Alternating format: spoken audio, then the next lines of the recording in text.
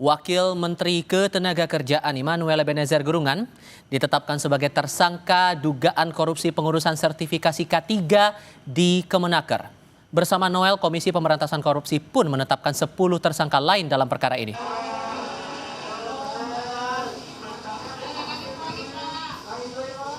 Ketua KPK Setio Budianto mengungkap modus para tersangka diduga menerapkan tarif sertifikasi K3 untuk buruh dari Rp275.000 menjadi Rp6 juta. Biaya itu 2 kali lipat dari UMR buruh. KPK menyebut Omenaker Immanuel Ebenezer diduga menerima uang Rp3 miliar akhir tahun lalu. Cukup teman-teman? Cukup. Para pekerja atau buruh harus mengeluarkan biaya hingga Rp6 juta karena adanya tindak pemerasan dengan modus memperlambat, mempersulit, atau bahkan tidak memproses permohonan pembuatan sertifikasi K3 yang tidak membayar lebih tersebut. Sejumlah uang tersebut mengalir kepada pihak penyelenggara negara, yaitu IEG, sebesar 3 miliar pada bulan Desember 2024.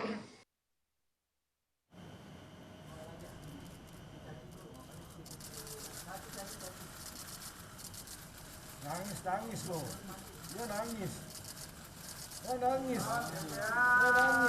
Tampak pada visual saudara mengenakan rompi oranye, Wakil Menteri Ketenagakerjaan Immanuel Ebenezer keluar dari ruang pemeriksaan KPK sambil menyeka air mata di hadapan wartawan.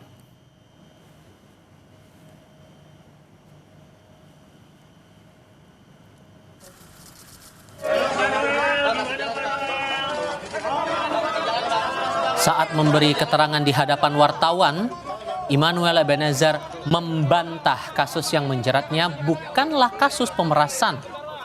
Ia pun membantah terjaring operasi tangkap tangan.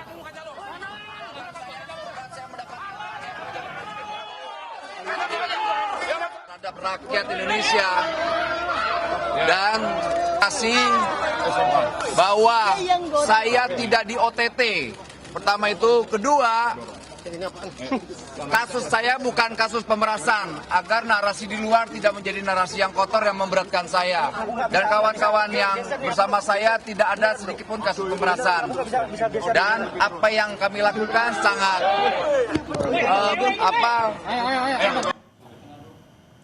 Dalam laporan harta kekayaan pejabat negara atau LHKPN, Immanuel Ebenezer tercatat memiliki harta Rp17,62 miliar. Kekayaan Noel terdiri dari tanah dan bangunan senilai Rp12,14 miliar. Lalu ada alat transportasi senilai Rp3,33 miliar, serta kas atau setara kas sebesar Rp2 miliar.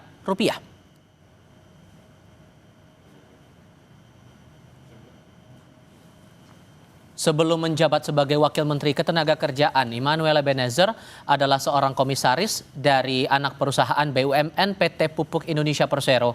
Noel sebelumnya dikenal sebagai loyalis Presiden ke-7 RI Joko Widodo, yakni menjadi Ketua Relawan Jokowi Mania pada Pilpres 2019.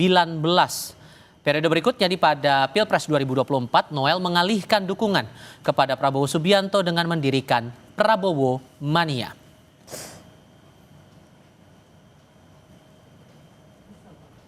Presiden ke-7 RI Joko Widodo menanggapi operasi tangkap tangan KPK yang menjaring Wamenaker Immanuel Ebenezer. Ia mengaku mengapresiasi kerja baik KPK dan meminta Immanuel mengikuti proses hukum. Jokowi juga mengajak semua pihak menghormati proses hukum yang berjalan. Saya lakukan hal yang terbaik, kembalikan saya akan perintah. Saya sangat mengapresiasi kerja baik dari KPK. Dan kita semua harus menghormati proses hukum yang ada. Pak, ini kan nama Bapak dibawa disebutkan karena Pak Noel sendiri kan dulu relawan Bapak. Benar. Terus gimana Pak? Tanggapannya Pak? Ya ikuti proses hukum yang ada. Ya. Hal senada juga disampaikan Wakil Presiden Gibran Rakabuming. Ia menghargai dan mematuhi proses hukum yang berjalan serta mendukung pemberantasan korupsi oleh KPK.